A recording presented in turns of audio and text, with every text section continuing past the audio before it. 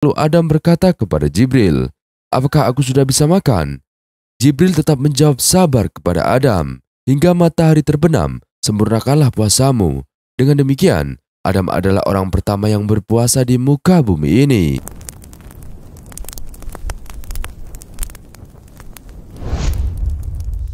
Assalamualaikum warahmatullahi wabarakatuh. Sahabat beriman yang dirahmati Allah Subhanahu wa taala. Selama 40 tahun semenjak terusir dari surga dan tinggal di bumi, Nabi Adam alaihissalam tidak pernah makan. Ia tidak tahu harus makan apa. Dan Nabi Adam juga telanjang sampai kemudian malaikat Jibril memberi kain wol hasil tenunan Hawa. Yang kala itu belum berjumpa dengan Adam. Adam dan Hawa terpisah selama 500 tahun. Jarwan Mesir, Syekh Muhammad bin Ahmad bin Iyas, dalam bukunya yang diterjemahkan oleh Abdul Halim berjudul Kisah Penciptaan dan Tokoh-Tokoh Sepanjang Zaman mengatakan, saat turun ke bumi, Adam dan Hawa dalam kondisi telanjang. Hawa diturunkan di dekat pantai Laut Asin di Jeddah, dengan Adam di daratan India. Allah Subhanahu wa taala berfirman, "Turunlah kamu sekalian, sebagian kamu menjadi musuh bagi sebagian yang lain, dan kamu mempunyai tempat kediaman dan kesenangan atau tempat mencari kehidupan di muka bumi sampai waktu yang telah ditentukan." Quran Surat Al-A'raf ayat 24. Setelah matahari terbit menunjukkan siang, Adam melihat matahari berputar di atas ufuk. Dia merasa kagum atasnya. Ketika matahari mulai meninggi, sinarnya membakar Adam karena dia telanjang dan tidak berpenutup kepala. Jibril menghampirinya dan Adam mengadukan hal itu kepadanya. Maka Jibril mengusap-usap kepala Adam dengan tangannya, maka tingginya berkurang kira-kira 35 siku. Qatada mengatakan, apabila Adam merasakan haus, dia minum dari air yang ada di awan. Diriwayatkan bahwa ketika rambut Adam mulai tumbuh di kepalanya dan kuku-kukunya mulai memanjang, Jibril datang kepadanya seraya memotong rambut dan kukunya. Kemudian rambut dan kukunya dikubur di dalam tanah. Dari timbunan tersebut, Allah menumbuhkan kurma. Oleh karena itu dikatakan, muliakanlah paman-pamanmu. Kurma. Ibnu Abbas mengatakan, Adam tinggal di bumi selama 300 tahun dalam keadaan belum pernah mengangkat kepalanya ke langit karena malu kepada Allah. Dia terus-menerus menangis selama 200 tahun. Dari air matanya tumbuh menjadi rerumputan dan menjadi minuman burung-burung dan binatang-binatang liar. Kemudian Nabi Adam alaihissalam mengadu kepada Jibril tentang persoalan telanjang dan panasnya matahari. Lalu Jibril pergi menemui Hawa dengan membawa kibas dari surga. Dia potong bulunya, kemudian dia serahkan bulu tersebut kepada Hawa. Diajarkan Hawa bagaimana cara memintal wol. Setelah melihatnya, Hawa bisa memintalnya. Lalu Jibril mengajarkan kepada Hawa bagaimana cara menenunnya. Ditenunnya wol itu menjadi sebuah mantel. Hasil mantelnya dibawa oleh Jibril pergi kepada Adam dan dipakaikan kepadanya untuk menutup badannya. Jibril tidak mengatakan bahwa mantel tersebut buatan Hawa. Dan berikutnya, Adam mengadu karena lapar sebab dia telah tinggal selama 40 tahun dan belum pernah makan dan minum. Jibril pergi dan datang lagi dengan membawa 2 kerbau dari surga. Yang satu berwarna hitam, satunya lagi berwarna merah. Jibril mengajarkan kepadanya bagaimana cara mengolah tanah. Setelah diajari, mulailah Adam membajak. Kemudian Jibril membawakan segenggam benih gandum dan mengajarkan bagaimana cara menanamnya. Setelah tahu, mulailah Nabi Adam menanamnya. Ketika Adam sedang sibuk membajak tanah, tiba-tiba salah satu dari 2 kerbau itu diam. Adam memukulnya dengan pecut yang ada di genggaman tangannya. Allah menjadikan kerbau itu bisa berbicara dan sehingga ia berbicara kepada Adam. "Mengapa engkau memukulku?" Adam menjawab, "Karena engkau membangkang kepada aku." Dengan tenang, kerbau itu berkata kepada Adam, "Betapa lembutnya Allah kepadamu, karena dia tidak memukulmu ketika engkau membangkang kepadanya." Akibat omongan kerbau ini, Adam menangis seraya berkata, "Wahai Tuhanku, semua benda mengejekku, hingga binatang-binatang sekalipun." Atas kejadian ini, Allah menyuruh Jibril untuk mengusap lisan binatang agar tidak bisa berbicara.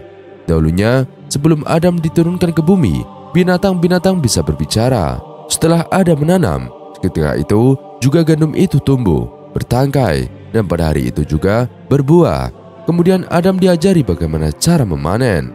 Setelah tahu, dia mulai memanen, menebah, dan menampi di udara.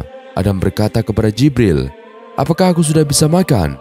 Jibril menjawab, "Sabar." Kemudian Jibril mengambil 2 buah batu dari gunung. Kemudian dipakaikannya batu itu untuk menggiling sampai gandum itu menjadi tepung. Nabi Adam alaihissalam berkata kepada Jibril, "Apakah aku sudah bisa makan?" Jibril menjawab, "Sabar." Lalu Jibril pergi dan membawakan sepercik api dari neraka jahanam setelah merendamnya di dalam air sebanyak 7 kali. Sebab kalau tidak tentu percikan api itu membakar bumi dan makhluk yang ada di sana. Kemudian Jibril mengajarkan kepada Adam cara membuat roti. Setelah tahu, mulailah Adam membuat roti. Lalu Adam berkata kepada Jibril, "Apakah aku sudah bisa makan?" Jibril tetap menjawab sabar kepada Adam. Hingga matahari terbenam, sempurnakanlah puasamu. Dengan demikian, Adam adalah orang pertama yang berpuasa di muka bumi ini. Setelah matahari terbenam, Nabi Adam alaihissalam meletakkan roti di antara 2 tangannya. Dia ulurkan tangannya untuk memotong roti. Ternyata roti itu terlempar dari antara 2 tangannya dan jatuh dari puncak gunung ke bawah. Adam mengikutinya, kemudian dia mengambilnya. Maka Jibril berkata kepadanya, "Seandainya engkau bersabar, tentu roti akan datang kepadamu tanpa engkau menghampirinya." Diriwayatkan bahwa setelah Adam memakan beberapa potong dari roti tersebut, dia menyimpan potongan roti untuk malam berikutnya.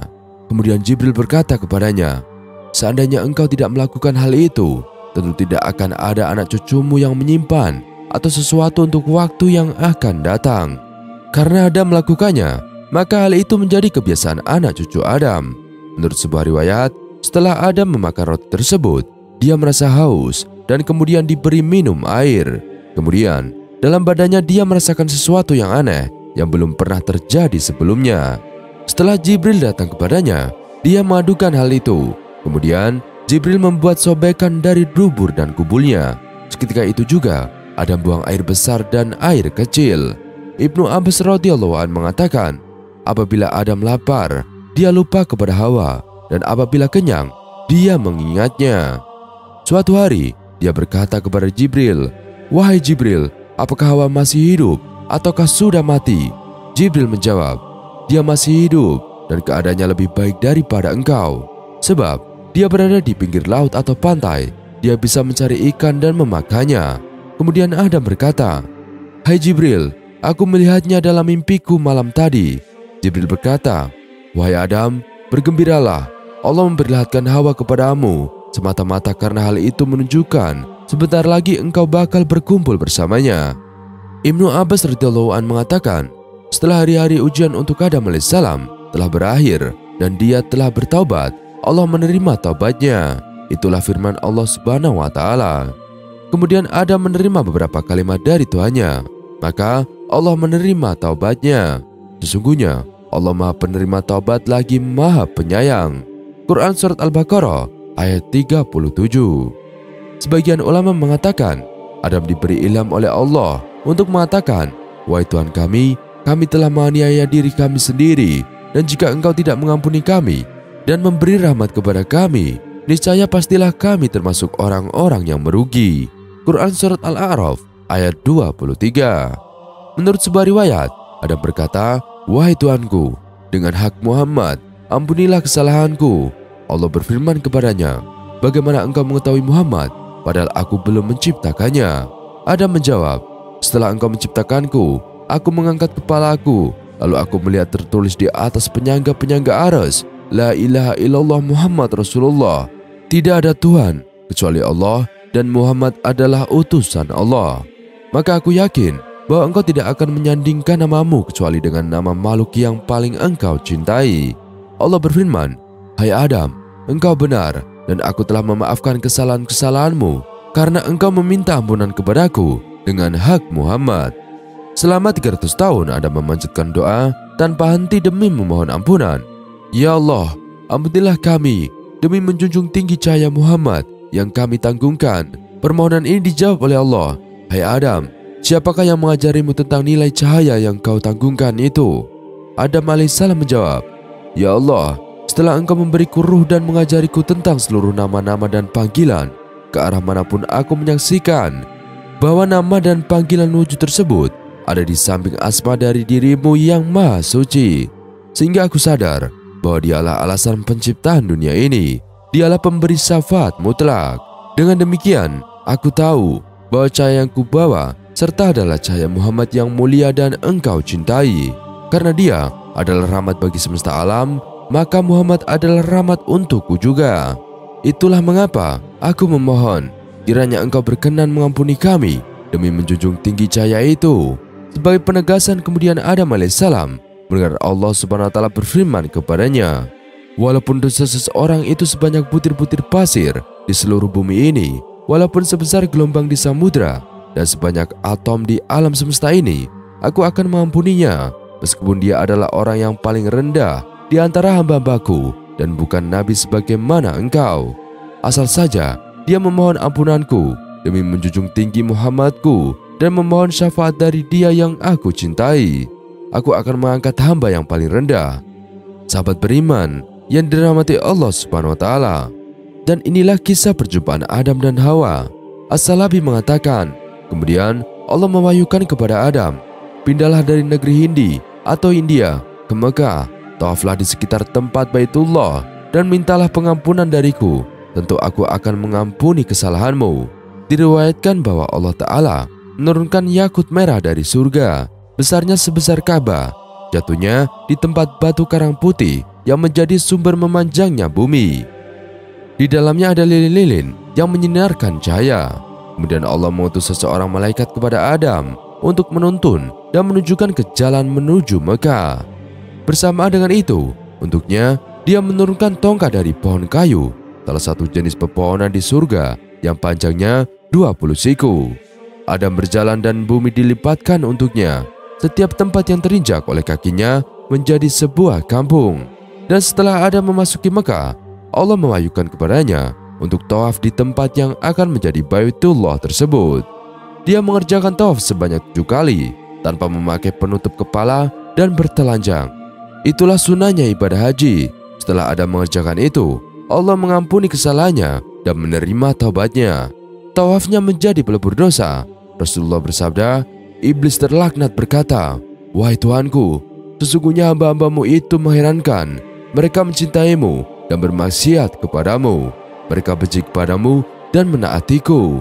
Maka Allah berfirman kepadanya, demi keagungan dan kemuliaanku, pasti aku jadikan kecintaan mereka terhadapku sebagai pelebur ketaatan terhadapmu, dan kebencian mereka terhadapmu bagi pelebur kemaksiatan terhadapku. Setelah Adam bertobat, dia disuruh Allah untuk pergi ke Arafah. Adam pun pergi ke Arafah dan berdiam di sana. Tiba-tiba Hawa berjalan ke arah Adam. Mereka berkumpul di gunung tersebut. Sejak saat itu, diam atau wukuf di gunung tersebut dijadikan salah satu bagian dari ritus ibadah. Tempat tersebut diberi nama Arafah karena Adam dan Hawa saling kenal di tempat itu. Kemudian Adam tinggal sebentar di Mekah dan kemudian pergi ke tanah Hindi atau Hindia bersama Hawa. Menurut sebuah riwayat, perpisahan antara Adam dan Hawa terjadi selama 500 tahun. Diriwayatkan, setelah Adam terusir dari surga, dia memakai penutup dengan daun surga.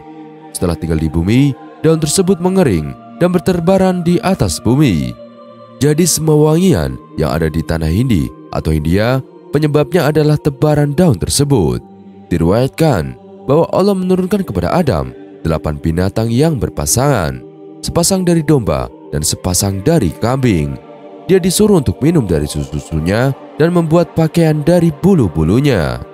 Sahabat beriman yang dirahmati Allah subhanahu wa ta'ala, Nabi Adam minta buah-buahan dari surga menjelang kematiannya. Nabi Adam alaihissalam adalah manusia pertama yang diciptakan oleh Allah subhanahu wa ta'ala untuk menjadi khalifah di muka bumi. Adam terusir dari surga ke bumi karena melanggar perintah Allah. Padahal sewaktu di surga, Adam memiliki segalanya. Allah subhanahu wa ta'ala hanya memintanya untuk menjauhi buah kuldi. Namun, Adam terpeleset oleh godaan syaitan. Nabi Adam menjajal buah kuldi. Setelah itu, Adam dan Hawa diturunkan ke bumi dalam kondisi terpisah. Wahai Adam, tinggallah engkau dan istrimu di dalam surga dan makanlah dengan nikmat atau berbagai makanan yang ada di sana sesukamu. Tetapi, janganlah kamu dekati pohon ini, nanti kamu termasuk orang-orang yang zalim. Surat Al-Baqarah ayat 35. Dinukil dari buku kisah-kisah nubuat dari Nabi Muhammad SAW oleh Umar Sulaiman Abdullah Al-Asqar. Ketika kematian akan menjemputnya, Nabi Adam alaihissalam menginginkan buah-buahan surga. Ini menunjukkan rasa cinta Adam kepada surga dan kerinduan untuk kembali ke sana. Bagaimana Adam tidak merindukan surga, sementara ia pernah tinggal di sana, melihat kenikmatannya dan merasakan kenikmatan-kenikmatan surga dalam beberapa lama. Mungkin Adam menginginkan buah-buahan surga karena sudah merasa ajalnya kian dekat. Tulis Umar Sulaiman dalam bukunya yang diterbitkan oleh Ummul Qura tahun 2017. Sebagian hadis menunjukkan Nabi Adam mengetahui jumlah tahun-tahun usianya dan ia menghitung secara cermat tahun-tahun usianya yang telah berlalu, sehingga tampak bahwa Adam sudah mengetahui tahun-tahun usianya telah berlalu dan tidak lama lagi akan beralih ke negeri akhirat. Adam juga sadar anak-anaknya tidak akan mampu memenuhi keinginannya, yaitu mengambilkan buah-buahan dari surga. Bagaimana mungkin mereka bisa sampai ke surga dan memetik buah-buahan surga? Anak-anak Nabi Adam juga menyadari mereka tidak akan mampu memenuhi keinginan ayahnya memetik buah-buahan dari surga. Namun, bakti kepada ayah membuat mereka rela berkeliling untuk mencarikan keinginan ayah mereka. Saat anak-anak Adam mencari buah-buahan, jumlah malaikat mendatanginya dengan membawa peralatannya yang diperlukan untuk mengurus dan mengubur jenazah.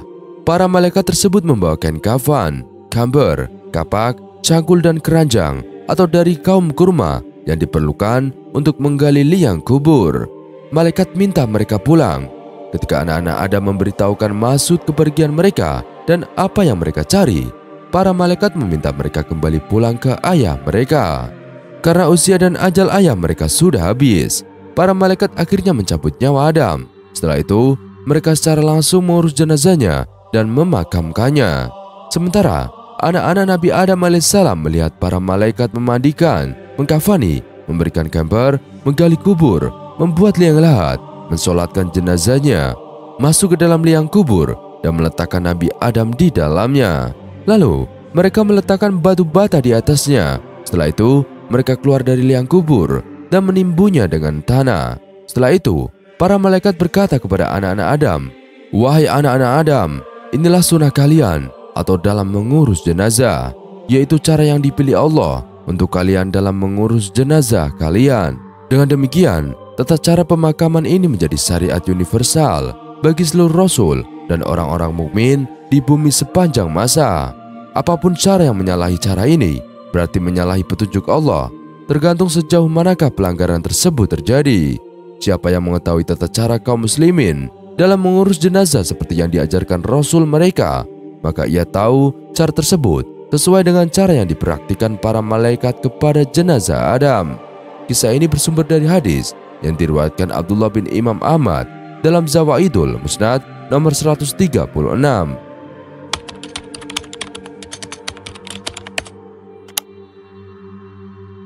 Nabi Adam alaihissalam wafat dalam kondisi istimewa. Menjelang ajal menjemputnya, ia sempat meminta anaknya untuk mencarikan buah surga. Kisah ini diriwayatkan oleh Ubay bin Ka'ab seperti diceritakan Syekh Hamid Ahmad At-Thahir Al-Basuni dalam Sahih Qasasil Quran yang diterjemahkan oleh Muhyiddin Masrido dan Muhammad Khalid Al-Sori. Ubay berkata dengan memarfukannya kepada Nabi SAW. Ketika Nabi Adam AS akan wafat, dia berkata kepada anak-anaknya, "Wahai anakku, sesungguhnya aku ingin sekali makan buah surga." Perawi hadis tersebut melanjutkan, mendengar perkataan ayahnya, mereka atau anak Adam AS pun pergi mencarikan buah surga yang diinginkan ayahnya. Dalam pencariannya itu, mereka berjumpa dengan malaikat yang sedang membawa kain kafan dan ramuan obat untuk membalsem mayat. Mereka juga membawa kapak dan keranjang. Malaikat lalu berkata kepada anak Adam alaihissalam, "Wahai anak Adam, apa yang kalian inginkan dan apa yang kalian cari?" Anak Adam alaihissalam menjawab, "Ayah kami sakit dan ingin sekali memakan buah surga." Malaikat lalu berkata kepada mereka, "Kembalilah kalian, karena ayah kalian tidak lama lagi akan meninggal dunia." Malaikat kemudian mendatangi rumah Nabi Adam alaihissalam. Ketika Hawa melihat mereka, dia langsung menggandeng Adam alaihissalam. Lantas Adam alaihissalam pun berkata, "Menjauhlah dariku, sesungguhnya aku ada sebelum kamu, maka biarkanlah aku dengan malaikat dan Tuanku." Setelah itu, malaikat lalu mencabut nyawanya. Anak-anaknya kemudian memandikan, mengafani, dan molesnya dengan balsam, menggalikan lubang, dan menyolatinnya, lalu memasukkan ke dalam kuburan dan menutupinya dengan tanah. Malaikat kemudian berkata, "Wahai anak Adam, inilah sunnah kalian." Hadis riwayat Al-Hakim, dan dia mengatakan hadis ini sahih dan disepakati oleh Az-Zahabi. Ibnu Katsir mengatakan isnadnya sahih kepadanya. Syekh Muhammad At-Thair Al-Basuni menjelaskan, ada perbedaan pendapat mengenai tempat dikuburkannya Nabi Adam alaihissalam. Namun, menurut pendapat yang masyhur, dia dikebumikan di gunung yang terletak di wilayah India, tempat di mana dia diturunkan ke bumi. Keberadaan Nabi Adam alaihissalam setelah wafat, menurut sebuah hadis yang dikeluarkan Al-Bukhari dalam Bad'ul Khalaq dan Muslim dalam Imam dari Anas tentang hadis Miraj, bahwa Nabi Shallallahu Alaihi Wasallam bersabda, "Kemudian tanganku dipegang Jibril dan aku dinaikkan ke langit dunia. Jibril berkata kepada penjaga langit dunia, 'Bukalah.' Penjaga itu bertanya, 'Siapa ini?' Jibril menjawab, 'Ini Jibril.' Penjaga pintu itu bertanya, 'Apakah engkau bersama seseorang?' Jibril menjawab, 'Iya, saya bersama Muhammad sallallahu alaihi wasallam.' Penjaga langit bertanya lagi, 'Apakah Allah mengutusmu kepadanya?' Jibril menjawab, 'Iya.' Maka pintu pun dibukakan. Nabi Muhammad SAW bersabda, "Ketika kami berada di langit dunia, ternyata ada orang yang di sebelah kanannya dan di sebelah kirinya." Beliau bersabda, "Apabila dia menoleh ke kanan, dia tertawa, dan apabila dia menoleh ke kiri, dia menangis." Dia berkata, "Selamat datang wahai Nabi yang soleh dan anak yang soleh." Beliau bersabda, "Saya bertanya, wahai Jibril, siapakah orang ini?" Jibril menjawab, "Ini Adam alaihissalam, dan di sebelah kanan dan di kirinya adalah keturunannya. Yang di sebelah kanan adalah penghuni surga, dan yang di sebelah kiri adalah penghuni neraka. Apabila menoleh ke kanan dia tertawa, dan apabila menoleh ke kiri dia menangis." Nabi Adam alaihissalam dianugerahi karunia bisa merasakan detik-detik akhir masa hidupnya, sehingga ketika ajal itu hendak datang, Nabi Adam tampak seperti telah mempersiapkan semuanya. Beliau memulainya dengan mengajukan permintaan terakhir kepada putra-putranya, yakni ingin memakan buah surga. Permintaan ini sulit bila harus dimaknai secara harfiah, karena di alam dunia yang serba fana ini, buah surga mustahil ditemukan. Sebab itulah ada ulama yang menafsirkan bahwa permintaan akan buah surga merupakan isyarat bahwa Nabi Adam alaihissalam tengah dilanda rindu akan kebahagiaan surgawi yang penuh dengan beliau tinggali sebelum turun ke bumi. Inilah sinyal bahwa kewafatan beliau semakin dekat. Meski demikian, sebagai anak berbakti, para putra Nabi Adam tetap berangkat mencarikan buah surga. Namun, tak jauh usai meninggalkan sang ayah, perjalanan mereka dihadang oleh sejumlah lelaki. "Wahai anak-anak Adam, apa yang kalian cari? Atau apa yang kalian mau? Dan kemana kalian mau pergi?" Mereka menjawab, "Bapak kami sedang sakit. Beliau ingin makan buah dari surga. Pulanglah, karena ketetapan untuk bapak kalian telah tiba." Pinta para lelaki itu ternyata adalah para malaikat yang sedang menjelma manusia. Di tangan mereka sudah tersedia kafan, wewangian, serta sejumlah perangkat yang lazim yang diperlukan untuk menggali kubur. Para malaikat itu datang. Hawa melihat dan mengenali mereka, maka ia pun berlindung kepada Nabi Adam alaihissalam. Para malaikatlah yang mencabut nyawa Nabi Adam, lantas memandikannya, mengkafaninya, memberinya wangian, menyiapkan liang lahat, dan juga mensolatinya. Selanjutnya, mereka turun ke kuburnya, memasukkan jenazah Nabi Adam ke dalam, lalu mereka meletakkan bata di atasnya. Usai naik ke atas kubur, mereka pun menimbunya dengan batu, dan mereka berseru, "Wahai anak cucu Adam, ini adalah sunnah kalian." Rupanya Nabi Adam mempersiapkan pelajaran berharga bagi generasi berikutnya tentang bagaimana semestinya memperlakukan orang meninggal. Manusia tak hanya dihormati ketika masih hidup, tapi juga saat mereka mati. Standar penghormatan pun tak berlebihan. Tak ada prosesi pembakaran mayat, mutilasi tubuh, menempeli jenazah dengan perhiasan, atau semacamnya. Namun, semua pelajaran tersebut cukup menggambarkan bahwa manusia itu pada dasarnya mulia. Namun kehidupan duniawinya pasti berujung fana, dari tanah kembali ke tanah. Kisah ini bisa kita jumpai salah satunya di uraian Syekh Umar Sulaiman Abdullah Al-Asqar dalam kitab Sahihul Qisas An-Nabawi. Pendapat masyhur soal lokasi makam Nabi Adam alaihissalam. Nabi Adam alaihissalam adalah manusia pertama yang wafat di usia lebih dari 900 tahun. Kisah wafatnya telah diceritakan dalam sejumlah hadis.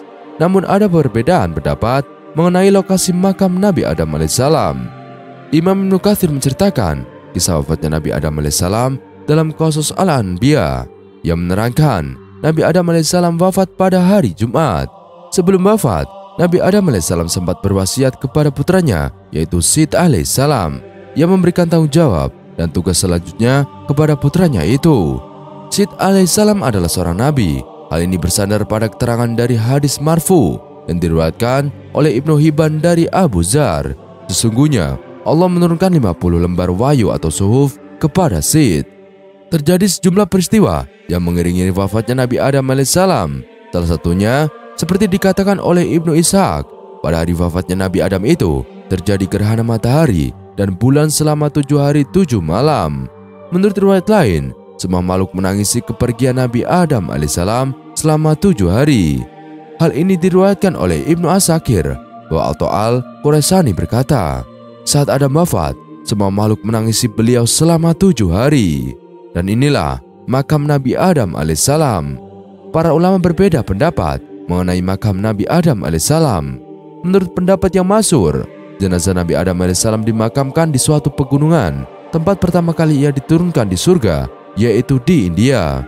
Ada pula yang mengatakan Nabi Adam alaihissalam dimakamkan di gunung bernama Jabal Abu Qubais yang berada di Mekah. Selain itu, ada juga yang berpendapat yang menyebutkan bahwa makam Nabi Adam alaihissalam berada di Baitul Maqdis. Menurut riwayat Ibnu Jarir, sebelum terjadi badai topan dan banjir yang sangat dahsyat, Nabi Nuh alaihissalam memindahkan jasad Nabi Adam alaihissalam dan Hawa dalam sebuah peti, dan selanjutnya jenazah keduanya dimakamkan di Baitul Maqdis. Mengenai sejumlah pendapat makam Nabi Adam alaihissalam tersebut, Syekh Hamid Ahmad At-Thohir Al-Basuni dalam Sahih Al-Qasasil Quran yang mengatakan tidak bisa memastikan pendapat tersebut karena dituturkan melalui sanad-sanad yang dhaif. Wallahu a'lam bishawab. Sekian video kali ini, semoga memberi manfaat. Sekian dari kami, kurang lebihnya kami mohon dimaafkan. Yang benar datanya dari Allah Subhanahu wa taala. Khilaf atau keliru datanya dari saya pribadi. Wassalamualaikum warahmatullahi wabarakatuh.